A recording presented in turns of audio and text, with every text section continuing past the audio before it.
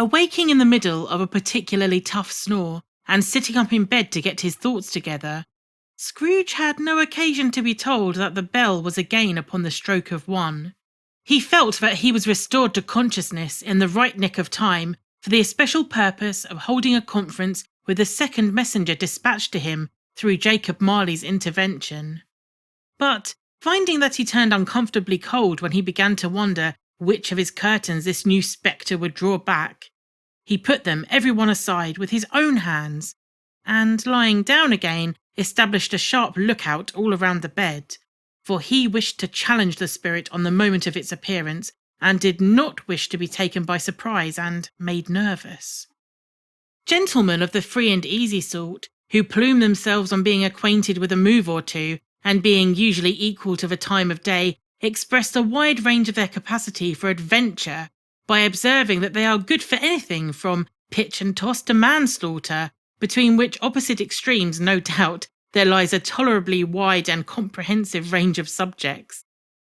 Without venturing for Scrooge quite as hardily as this, I don't mind calling on you to believe that he was ready for a good broad field of strange appearances, and that nothing between a baby and a rhinoceros would have astonished him very much now. So, being prepared for almost anything, he was not by any means prepared for nothing, and consequently, when the bell struck 1 and no shape appeared, he was taken with a violent fit of trembling. 5 minutes, 10 minutes, a quarter of an hour went by, yet nothing came. All this time he lay upon his bed, the very core and centre of a blaze of ruddy light which streamed upon it from the clock proclaimed the hour, and which, being the only light, was more alarming than a dozen ghosts, as he was powerless to make out what it meant, or would be at, and was sometimes apprehensive that he might be at the very moment of an increasing case of spontaneous combustion, without having the consolation of knowing it. At last, however, he began to think, as you or I would have thought at first, for it is always the person not in the predicament who knows what ought to have been done in it, and would unquestionably have done it too. At last, I say, he began to think that the source and secret of this ghostly light might be the adjoining room, from whence, on further tracing it, it seemed to shine. This idea taking full possession of his mind, he got up softly and shuffled in his slippers to the door. The moment Scrooge's hand was on the lock, a strange voice called him by his name and bade him enter. He obeyed. It was his own room, there was no doubt about that. But it had undergone a surprising transformation. The walls and ceiling were so hung with living green that it looked a perfect grove, from every part of which bright gleaming berries glistened. The crisp leaves of holly, mistletoe and ivy reflected back in the light, as if so many little mirrors had been scattered here and there, and such a mighty blaze went roaring up the chimney as that the dull petrification of a hearth had never known in Scrooge's time, or Marley's, or for many, many winter seasons gone. Heaped up on the floor, to form a kind of throne, were turkeys, geese, game, poultry, brawn, great joints of meat, sucking pigs, long wreaths of sausages, mince pies, plum puddings, barrels of oysters, red-hot chestnuts, cherry-cheeked apples, juicy oranges, luscious pears, immense 12th cakes, and seething bowls of punch that made the chamber dim with their delicious steam. In easy state upon this couch, there sat a jolly giant, glorious to see, who bore a glowing torch, in shape not unlike Plenty's horn, and held it up, high up, to shed its light on Scrooge as he came peeping around the door. "Come in!" exclaimed the ghost. "Come in and know me better, man!" Scrooge entered timidly, and hung his head before this spirit. He was not the dogged Scrooge he had been, and though the spirit's eyes were clear and kind, he did not like to meet them. "I am the ghost of Christmas present," said the spirit. "Look upon me!" Scrooge reverently did so. It was clothed in one simple deep green robe or mantle, bordered with white fur. This garment hung so loosely on the figure that its capacious breast was bare, as if disdaining to be warded or concealed by any artifice. Its feet, observable beneath the ample folds of the garment, were also bare, and on its head it wore no other covering than a holly wreath set here and there with shining icicles. Its dark brown curls were long and free as its genial face, its sparkling eye, its open hand, its cheery voice, its unconstrained demeanour, and its joyful air. Girded around its middle was an antique scabbard, but no sword was in it, and the ancient sheath was eaten up with rust. "You'll have never seen the likes of me before," exclaimed the spirit. "Never," Scrooge made answer to it. "Have never walked forth with the younger members of my family, meaning, for I am very young, my elder brothers born in these later years?" pursued the phantom. "I don't think I have," said Scrooge. "I'm afraid I have not. Have you many brothers and sisters, spirit?" "More than 1,800, said the ghost. "A tremendous family to provide for," muttered Scrooge. The ghost of Christmas present rose. "Spirit," said Scrooge submissively, "please conduct me where you will. I went forth last night on compulsion, and I learnt a lesson which is working now. Tonight, if you have aught to teach me, let me profit by it." "Touch my robe." Scrooge did as he was told, and held it fast. Holly, mistletoe, red berries, ivy, turkey, geese, game, poultry, brawn, meat, pigs, sausages, oysters, pies, puddings, fruit, and punch all vanished instantly. So did the room, the fire, the ruddy glow, the hour of night, and they stood in the city streets on Christmas morning, where, for the weather was severe, the people made a rough but brisk and not unpleasant kind of music in the scraping of the snow from the pavement in front of their dwellings, and from the tops of their houses, whence it was a mad delight to the boys to see it come plumping down into the road below, and splitting into artificial little snowstorms. The house fronts looked black enough, and the windows blacker, contrasting with the smooth white sheet of snow upon the roofs, and with the dirtier snow upon the ground, which last deposit had been ploughed up in deep furrows by the heavy wheels of carts and waggons. Furrows that crossed and recrossed each other hundreds of times where the great streets branched off, and made intricate channels hard to trace in the thick yellow mud and icy water. The sky was gloomy, and the shortest streets were choked up with a dingy mist, half thawed, half frozen, whose heavier particles descended in a shower of sooty atoms, as if all the chimneys in Great Britain had by one consent caught fire, and were blazing away to their dear hearts' content. There was nothing very cheerful in the climate or the town, and yet there was an air of cheerfulness abroad that the clearest summer air and brightest summer sun might have endeavoured to diffuse in vain.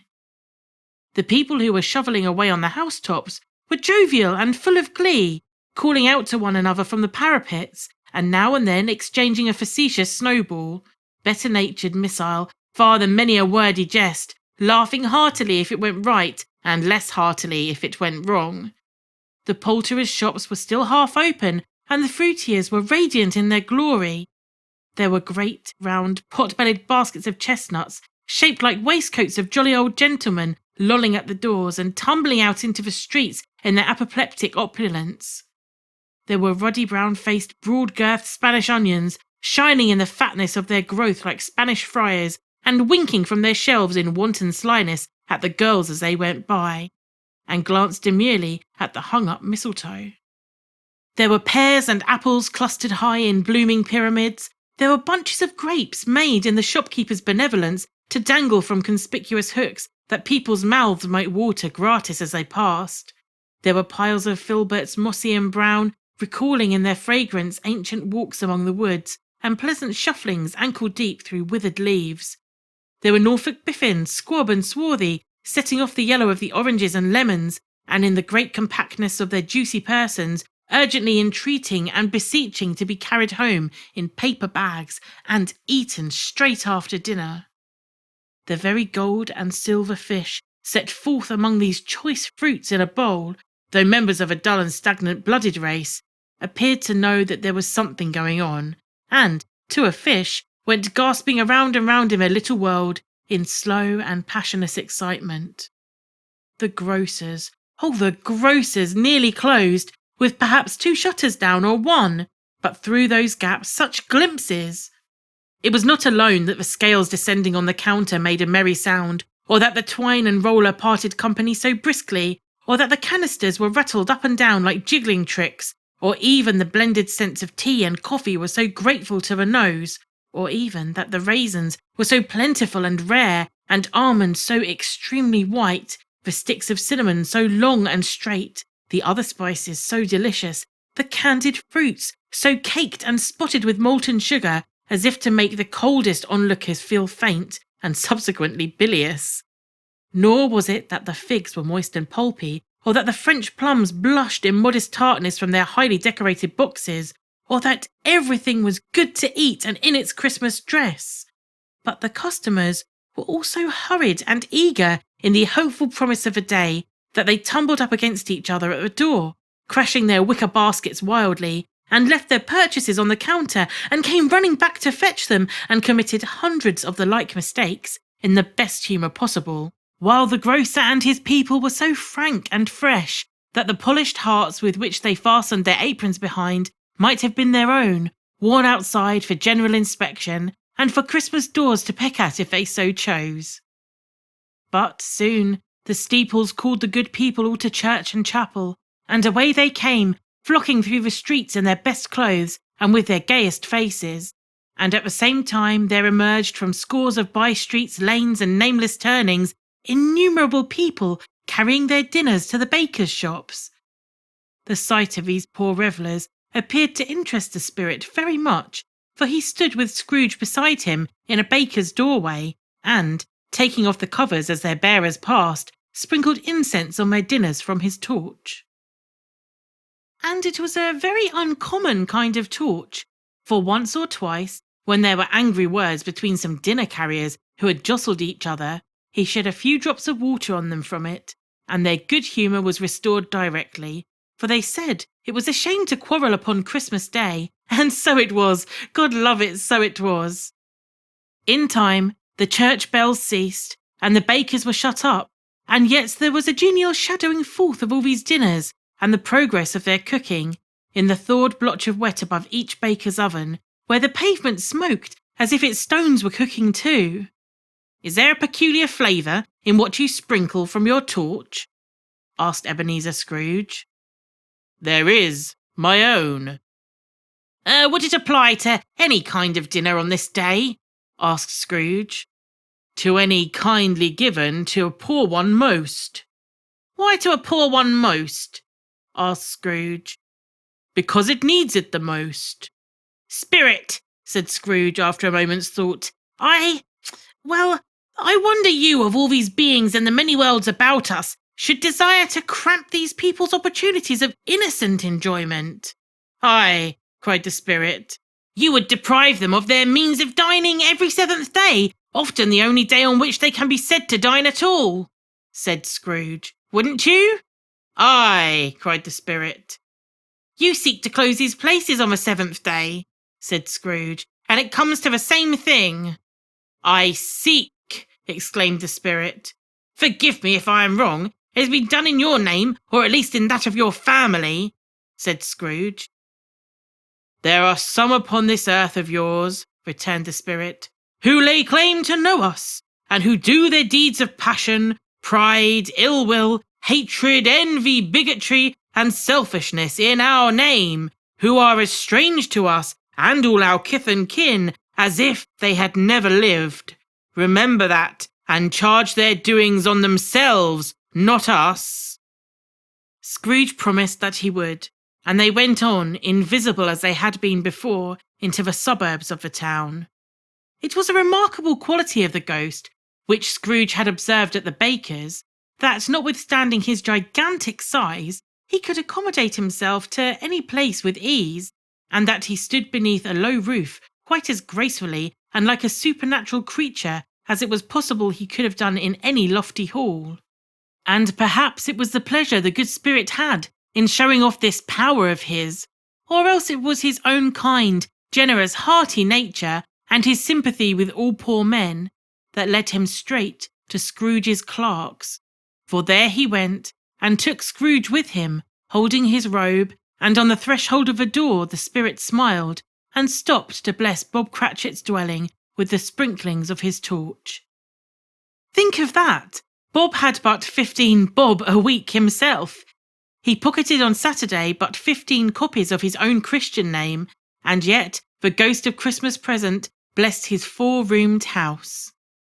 Then up rose Mrs. Cratchit, Cratchit's wife, dressed out but poorly in a twice-turned gown, but brave in ribbons, which are cheap and make a good show for sixpence, and she laid the cloth, assisted by Belinda Cratchit, second of her daughters, also brave in ribbons, while Master Peter Cratchit plunged a fork into the saucepan of potatoes, and getting the corners of his monstrous shirt collar, Bob's private property, conferred upon his son and heir in honour of the day, into his mouth, rejoiced to find himself so gallantly attired, and yearned to show his linen in the fashionable parks. And now 2 smaller Cratchits, a boy and a girl, came tearing in, screaming that outside the baker's they had smelt the goose and known it for their own, and basking in luxurious thoughts of sage and onion, these young Cratchits danced about the table and exalted Master Peter Cratchit to the skies, while he, not proud although his collars nearly choked him, blew on the fire until the slow potatoes bubbling up knocked loudly at the saucepan to be let out and peeled.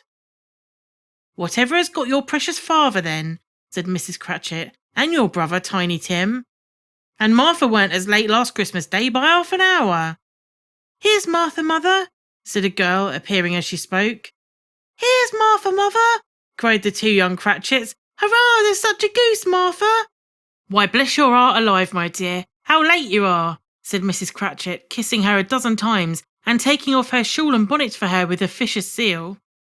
"We'd a deal of work to finish up last night," replied the girl, "and had to clear away this morning, mother." "Well, never mind, so long as you're come," said Mrs. Cratchit. "Sit ye down before the fire, my dear, and have a warm, Lord bless you." "No, no, there's father coming," cried the 2 young Cratchits, who were everywhere at once. "Hide, Martha, hide!" So Martha hid herself, and in came little Bob the father, with at least 3 feet of comforter elusive of the fringe hanging down before him, and his threadbare clothes darned up and brushed to look seasonable. And Tiny Tim upon his shoulder too. Alas for Tiny Tim, he bore a little crutch, and had his limbs supported by an iron frame. "Why, where's our Martha?" cried Bob Cratchit, looking around. "Not coming," said Mrs. Cratchit. "Not coming?" said Bob, with a sudden declension in his high spirits, for he'd been Tim's blood horse all the way from the church, and had come home rampant. "Not coming upon Christmas Day?" Martha didn't like to see him disappointed, even if it were only a joke, so she came out prematurely from behind the closet door and ran into his arms, while the 2 young Cratchits hustled Tiny Tim and bore him off into the wash-house, that he might hear the pudding singing in the copper. "And how did little Tim behave?" asked Mrs. Cratchit, when she had rallied Bob on his credulity, and Bob had hugged his daughter to his heart's content. "As good as gold," said Bob, "and better. Somehow he gets thoughtful sitting by himself so much, and thinks the strangest things you ever heard. He told me, coming home, that he hoped the people saw him in the church, because he was a cripple, and it might be pleasant to them to remember that upon Christmas Day, who made the lame beggars walk and blind men see." Bob's voice was slightly tremulous when he told them this, and he trembled more when he said that Tiny Tim was growing strong and hearty. His active little crutch was heard upon the floor, and back came Tiny Tim before another word was spoken, escorted by his brother and sister to his stall beside the fire. And while Bob, turning up his cuffs as if, poor fellow, they were capable of being made even more shabby, compounded some hot mixture into a jug with gin and lemons, and stirred it around and put it on the hob to simmer. Master Peter and the 2 ubiquitous young Cratchits went to fetch the goose, with which they soon returned in high procession. Such a bustle ensued that you might have thought a goose was the rarest of all birds, a feathered phenomenon to which Black Swan was a matter of course. And in truth, it was something very like it in that house. Mrs. Cratchit made the gravy, ready beforehand in a little saucepan, hissing hot. Master Peter mashed the potatoes with incredible vigour. Miss Belinda sweetened up the apple sauce. Martha dusted the hot plates. Bob took Tiny Tim beside him in a tiny corner at the table. The 2 young Cratchits set chairs for everybody, not forgetting themselves, and mounting guard upon their posts, they crammed spoons into their mouths, lest they should shriek for goose before their turn came to be helped. At last, the dishes were set on, and grace was said. It was succeeded by a breathless pause as Mrs. Cratchit, looking slowly along the carving knife, prepared to plunge it into the breast. But when she did, and when the long-expected gush of stuffing issued forth, one murmur of delight arose all around the board, and even Tiny Tim, excited by the two young Cratchits, beat on the table with the handle of his knife and feebly cried, "Hurrah!" There never was such a goose. Bob said he didn't believe there ever was such a goose ever cooked. Its tenderness and flavour, size and cheapness were the themes of universal admiration. Eked out by apple sauce and mashed potatoes, it was a sufficient dinner for the whole family. Indeed, as Mrs. Cratchit said with great delight, surveying one small atom of the bone upon the dish, they hadn't ate it all at last. Yet everyone had had enough, and the youngest Cratchits in particular were steeped in sage and onion right up to the eyebrows. But now, the plates being changed by Miss Belinda, Mrs. Cratchit left the room alone, too nervous to bear witnesses, to take the pudding up and bring it in. Suppose it should not be done enough? Suppose it should break in turning out? Suppose somebody could have got over the wall to the backyard and stolen it, while they were all merry with the goose? A supposition at which the two young Cratchits became livid. All sorts of horrors were supposed. Hello! A great deal of steam. The pudding was out of the copper. A smell like a washing day. That was the cloth. A smell like an eating house and a pastry cook's next door to each other, with a laundress's next door to that. That was the pudding. In half a minute, Mrs. Cratchit entered, flushed but smiling proudly, with the pudding, like a speckled cannonball, so hard and firm, blazing in half a gallon, half a quartern of ignited brandy, and bedlight with Christmas holly stuck in the top. Oh, a wonderful pudding, Bob Cratchit said, and calmly too, that he regarded it as the greatest success achieved by Mrs. Cratchit since their marriage. Mrs. Cratchit said that, now the weight was off her mind, she would confess she had her doubts about the quantity of flour. Everybody had something to say about it, but nobody said or thought it was at all a small pudding for a large family. It would have been flat heresy to do so. Any Cratchit would have blushed to hint at such a thing. At last, the dinner was all done. The cloth was cleared, the hearth was swept, and the fire made up. The compound in the jug being tasted and considered perfect, apples and oranges were put upon the table, and a shovelful of chestnuts on the fire. Then all the Cratchit family drew around the hearth in what Bob Cratchit called a circle, meaning half a one, and at Bob Cratchit's elbow stood the family display of glass, 2 tumblers, and a custard cup without a handle. These held the hot stuff from the jug, however, as well as a golden goblet would have done, and Bob served it out with beaming looks, while the chestnuts on the fire sputtered and cracked noisily. Then Bob proposed, "A Merry Christmas to us all, my dears. God bless us," which all the family re-echoed. "God bless us, every one," said Tiny Tim, the last of all. He sat very close to his father's side upon his little stool.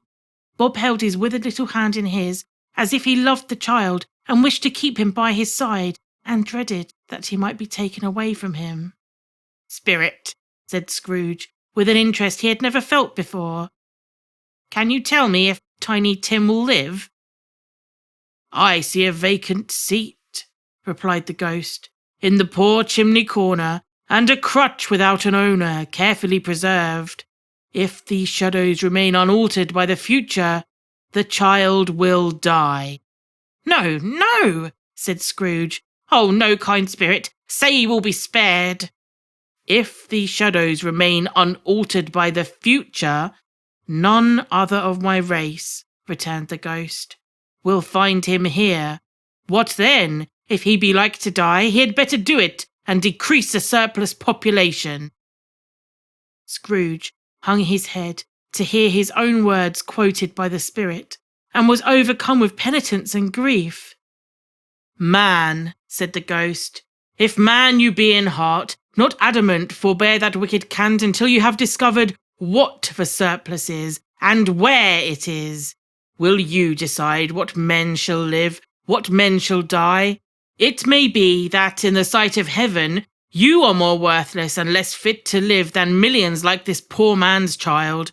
Oh God, to hear the insect on the leaf pronouncing on the too much life among his hungry brothers in the dust. Scrooge bent before the ghost's rebuke, and trembling, cast his eyes upon the ground, but he raised them speedily on hearing his own name. "Mr. Scrooge," said Bob. "I'll give you Mr. Scrooge, the founder of the feast." "Oh, the founder of the feast, indeed!" cried Mrs. Cratchit, reddening. "I wish I had him here. I'd give him half a piece of my mind to feast upon, and I hope he'd had a good appetite for it." "My dear," said Bob, "the children! It's Christmas Day."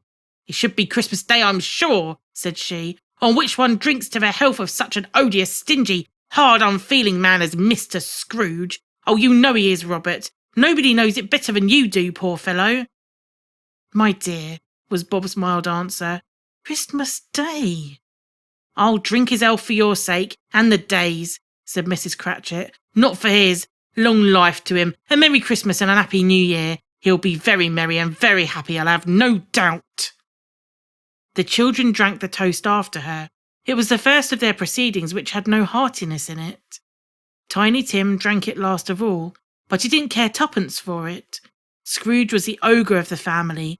The mention of his name cast a dark shadow on the party, which was not dispelled for a full 5 minutes. After it had passed away, they were 10 times merrier than before from the mere relief of Scrooge, the baleful, being done with. Bob Cratchit told them how he had a situation in his eye for Master Peter, which would bring in, if obtained, a full 5 and 6pence weekly. The 2 young Cratchits laughed tremendously at the idea of Peter's being a man of business, and Peter himself looked thoughtfully at the fire from between his collars, as if he were deliberating what particular investments he should favour when he came into the receipt of that bewildering income. Martha, who was a poor apprentice at a milliner's, then told them what kind of work she had to do, and how many hours she worked at a stretch, and how she meant to lie in bed tomorrow morning for a good long rest, tomorrow being a holiday she passed at home. Also, how she'd seen a countess and a lord some days before, and how the lord was much about as tall as Peter, at which Peter pulled up his collars so high that you couldn't have seen his head if you'd been there. All this time, the chestnuts and the jug went round, and by they had a song about a lost child travelling in the snow. This was from Tiny Tim, who had a plaintive little voice and sang it very well indeed. There was nothing of high mark in this.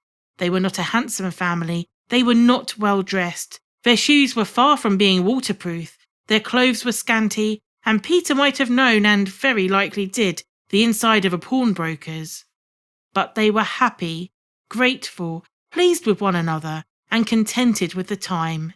And when they faded, and looked happier yet in the bright sprinklings of a spirit's torch at parting, Scrooge had his eye upon them, and especially upon Tiny Tim until last. By this time it was getting dark, and snowing pretty heavily, and as Scrooge and the spirit went along the streets, the brightness of the roaring fires in the kitchens, parlours, and all sorts of rooms was wonderful. Here the flickering of the blaze showed preparations for a cosy dinner, with hot plates baking through and through before the fire, and deep red curtains ready to be drawn to shut out cold and darkness. There, all the children of the house were running out into the snow to meet their married sisters, brothers, cousins, uncles, aunts, and to be the first to greet them. Here again were shadows on the window blinds of guests assembling, and there was a group of handsome girls, all hooded and fur-booted, and all chattering at once, tripping lightly off to some near neighbour's house, where woe upon the single man who saw them enter, artful witches, and well they knew it, in all aglow. But if you had judged from the numbers of people on their way to friendly gatherings, you might have thought that no one was at home to give them welcome when they got there, instead of every house expecting company and piling up its fires half chimney high. Blessings on it! How the ghost exulted! How it bared its breadth of breast and opened its capacious palm and floated on outpouring with a generous hand its bright and harmless mirth on everything within its reach. The very lamplighter, who ran on before, dotting the dusky streets with specks of light, and who was dressed to spend the evening somewhere, laughed out loudly as the spirit passed, though little kenned the lamplighter that he had any company but Christmas itself. And now, without a word of warning from the ghost, they stood upon a bleak and deserted moor, where the monstrous masses of rude stone were cast about, as though it were the burial place of giants, and water spread itself wherever so it listed, or would have done so but the frost that held it prisoner, and nothing grew but moss and furze and coarse rank grass. Down in the west the setting sun had left a streak of fiery red, which glared upon the desolation for an instant like a sullen eye, and, frowning lower, lower, lower yet, was lost in the thick gloom of darkest night. What place is this?" asked Scrooge. "A place where miners live, who labour in the bowels of the earth," returned the spirit. "But they know me, see?" A light shone from the window of a hut, and swiftly they advanced towards it. Passing through the wall of mud and stone, they found a cheerful company assembled around a glowing fire. An old man and a woman, with their children and their children's children, and another generation beyond that, all decked out gaily in their holiday attire. The old man, in a voice that seldom rose above the howling of the wind upon the barren waste, was singing them a Christmas song. It had been a very old song when he was a boy, and from time to time they all joined in with the chorus. So surely as they raised their voices, the old man got quite blithe and loud, and so surely as they stopped, his vigour sank again. The spirit did not tarry here, but bade Scrooge hold his robe, and passing on above the moor, sped whither? Not to see. To see. To Scrooge's absolute horror, looking back, he saw the last of the land, a frightful range of rocks behind them, and his ears were deafened by the thundering of water as it rolled and roared and raged among the dreadful caverns it had worn, and fiercely tried to undermine the earth. Built upon a dismal reef of sunken rocks, some league or so from shore, on which the waters chafed and dashed the wild year through, there stood a solitary lighthouse. Great heaps of seaweed clung to its base, and storm birds, born of the wind one might suppose as seaweed of the water, rose and fell about it, like the waves they skimmed. But even here, two men who watched the light had made a fire that through the loophole in the thick stone wall shed out a ray of brightness on the awful sea. Joining their horny hands over the rough table at which they sat, they wished each other Merry Christmas in their can of grog, and one of them, the elder too, with his face all damaged and scarred with the hard weather, as of the figurehead of an old ship might be, struck up a sturdy song that was like a gale in itself. Again the ghost sped on, above the black and heaving sea, on, until being far away as he told Scrooge from any shore, they lighted on a ship. They stood beside the helmsman at the wheel, the lookout in the bow, the officers who had the watch, dark ghostly figures in their several stations, but every man among them hummed a Christmas tune, or had a Christmas thought, or spoke below his breath to his companion of some bygone Christmas day, with homeward hopes belonging to it. And every man on board, waking or sleeping, good or bad, had a kinder word for one another on that day than on any day in the year, and had shared to some extent in its festivities, and had remembered those he cared for at a distance, and had known that they delighted to remember him. It was a great surprise to Scrooge, while listening to the moaning of the wind, and thinking what a solemn thing it was to move through the lonely darkness over an unknown abyss, whose depths were secrets as profound as death. It was a great surprise to Scrooge, while thus engaged, to hear a hearty laugh. It was a much greater surprise to Scrooge to recognise it as his own nephew's, and to find himself in a bright, dry, gleaming room, with the spirit standing smiling by his side, and looking at that same nephew with approving affability. "Ha ha!" laughed Scrooge's nephew. "Ha ha ha! If you should happen to know, by any unlikely chance, of a man more blessed in a laugh than Scrooge's nephew, all I can say is, I should like to know him too. Introduce him to me, and I'll cultivate my acquaintance. It is fair, even-handed, noble adjustment of things that, while there is an infection in disease and sorrow, there is nothing in the world so irresistibly contagious as laughter and good humour. When Scrooge's nephew laughed in this way, holding his sides, rolling his head and twisting his face to the most extravagant contortions, Scrooge's niece, by marriage, laughed as heartily as he, and their assembled friends, being a not bit behindhand, roared out lustily too. Ha ha ha ha! Yes, ha ha ha! And then he said that Christmas was a humbug as I live, cried Scrooge's nephew. He believed it too. More shame for him, Fred, said Scrooge's niece indignantly. Bless those women, they never do anything by halves, they're always in earnest. And she was very pretty, exceedingly pretty, with a dimpled, surprised-looking capital face, a ripe little mouth that seemed it was made to be kissed, as no doubt it was, all kinds of good little dots about her chin that melted into one another when she laughed, and the sunniest pair of eyes you ever saw in any little creature's head. Altogether, she was what you have called provoking, you know, but satisfactory too. Oh, perfectly satisfactory. He's a comical old fellow, said Scrooge's nephew, and that's the truth, and not so pleasant as he might be. However, his offences carry their own punishment, and I have nothing to say against him. I'm sure he is very rich, Fred, hinted Scrooge's niece. At least you always tell me so. And what of that, my dear, said Scrooge's nephew. His wealth is of no use to him. He doesn't do any good with it. He don't make himself comfortable with it. He hasn't the satisfaction of thinking that he's ever going to benefit us with it. I have no patience with him, observed Scrooge's niece. Scrooge's niece's sisters and all the other ladies expressed the same opinion. Oh, I have, said Scrooge's nephew. I'm so sorry for him. I couldn't be angry with him if I tried. Who suffers by his ill whims? Himself, always. Here he takes it to his head to dislike us, and he won't come to dine with us. What's the consequence? He don't lose much of a dinner.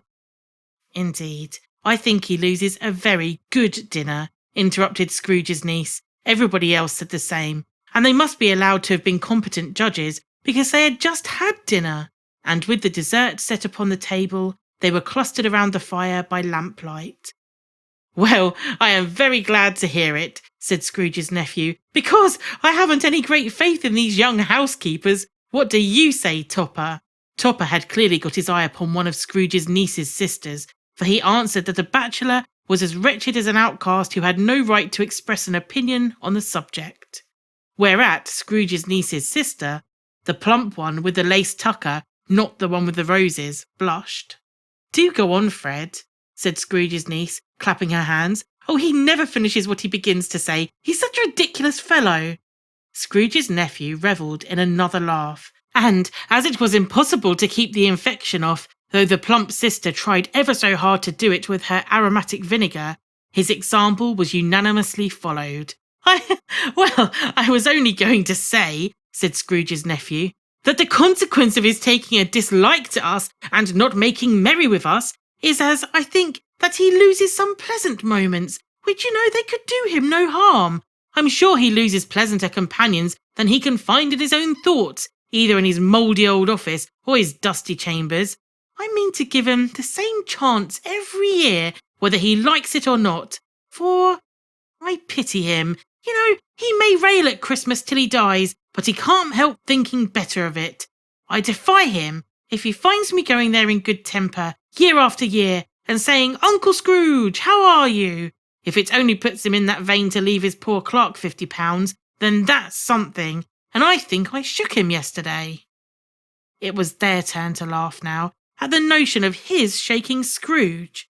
But, being thoroughly good-natured, and not much caring what they laughed at, so that they laughed at any rate, he encouraged them in their merriment, and they passed the bottle joyously. After tea they had some music, for they were a musical family, and knew what they were about when they sung glee or catch, I can assure you, especially Topper, who could growl away in the bass like a good one, and never swell the large veins in his forehead, or get red in the face over it.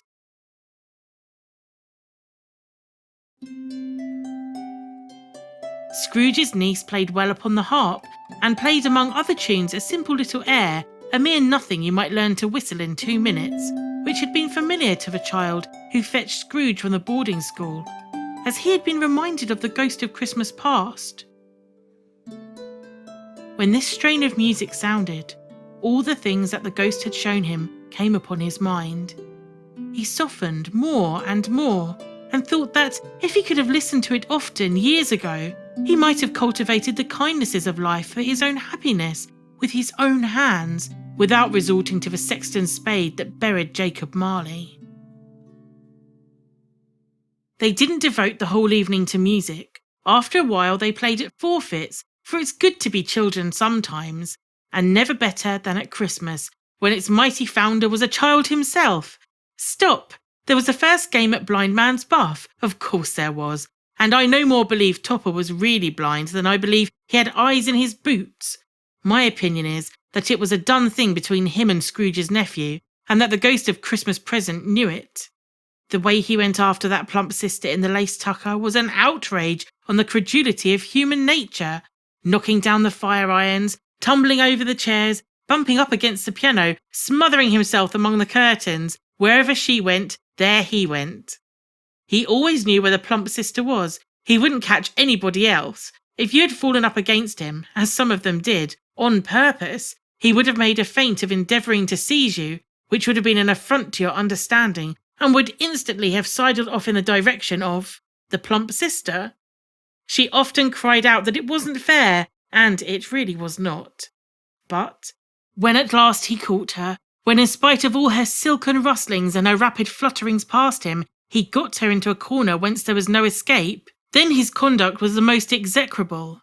For his pretending not to know her, his pretending that it was necessary to touch her headdress, and further to assure himself of the identity by pressing a certain ring upon her finger and a certain chain about her neck. It was vile, it was monstrous. No doubt she told him her opinion of it, when another blind man being in office, they were so very confidential together behind the curtains. Scrooge's niece was not one of the blind man's buff party, but she made comfortable with a large chair and a footstool in a snug corner where the ghost and Scrooge were close behind her. She joined in with the forfeits and loved her love to admiration with all the letters of the alphabet. Likewise, at the game of how, when and where, she was very great, and to the secret joy of Scrooge's nephew, beat her sisters hollow, though they were sharp girls too, as Topper could have told you. There might have been 20 people there, young and old, but they all played, and so did Scrooge. For he was wholly forgetting, in the interest he had in what was going on, that his voice made no sound in their ears. He sometimes came out with his guess quite loudly, and very often guessed right too, for the sharpest needle, best Whitechapel, warranted not to cut the eye, was not sharper than Scrooge, but blunt as he took its head to be. The ghost was greatly pleased to find him in this mood, and looked upon him with such favour that he begged like a boy to be allowed to stay until all the guests had departed. But this, the spirit said sadly, could not be done. Here, it's a new game, said Scrooge. 1/2 hour, Spirit, only one. It was a game called Yes and No, where Scrooge's nephew had to think of something, and the rest must find out what, he only answering to their questions, yes or no, as the case was. The brisk fire of questioning to which he was exposed elicited from him all that he was thinking of: an animal, a live animal, rather a disagreeable animal, a savage animal, an animal that growled and grunted sometimes, and talked sometimes, and lived in London, and walked about the streets, and wasn't made a show of, and wasn't led by anybody, and didn't live in a menagerie, and was never killed in a market, and was not a horse, or an ass, or a cow, or a bull, or a tiger, or a dog, or a pig, or a cat, or a bear. At every fresh question that was put to him, this nephew burst into a fresh roar of laughter at himself, and was so inexpressibly tickled that he was obliged to get up off the sofa and stamp his foot. At last, the plump sister, falling into a similar state, cried out, "I have found it! Oh, I know what it is, Fred! I know what it is!" "What is it?" cried Fred. It's your Uncle Scrooge!" Which it certainly was. Admiration was the universal sentiment, though some objected that the reply, "Is it a bear?" ought to have been yes, inasmuch as an answer in the negative was sufficient to have diverted their thoughts from Mr. Scrooge, supposing they had ever had any tendency that way. "Oh, yes, well, he has given us plenty of merriment, I'm sure," said Fred, "and it would be ungrateful not to drink to his health. Here is a glass of mulled wine ready to our hand at the moment, and I say, Uncle Scrooge." "Well, Uncle Scrooge," they cried together, "a Merry Christmas and a Happy New Year to the old man, whatever he is," said Scrooge's nephew. "He wouldn't take it from me, but may have it nevertheless. Uncle Scrooge." Uncle Scrooge had imperceptibly become so gay and light of heart that he would have pledged the unconscious company in return and thanked them in an audible speech if the ghost had given him time. But the whole scene passed off in the breath of a last word spoken by his nephew, and he and the spirit were again upon their travels. Much they saw, and far they went, and many homes they visited, but always with a happy end. The spirit stood beside sick beds, and they were cheerful, on foreign lands, and they were close at home, by struggling men, and they were patient in the greater hope, by poverty, and it was rich, in almshouses, hospitals, and jails, in misery's every refuge, where in vain man in his little brief authority has not made fast the door and barred the spirit out. He left his blessing, and taught Scrooge his precepts. It was a long night, if it were only a night, but Scrooge had his doubts of this, because the Christmas holidays appeared to be condensed into the space of time they'd passed together. It was strange, too, that, while Scrooge remained unaltered in his outward form, the ghost grew older, clearly older.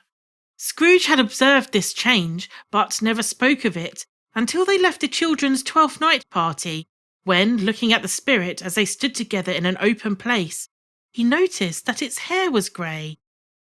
"Are spirits' lives so short?" asked Scrooge.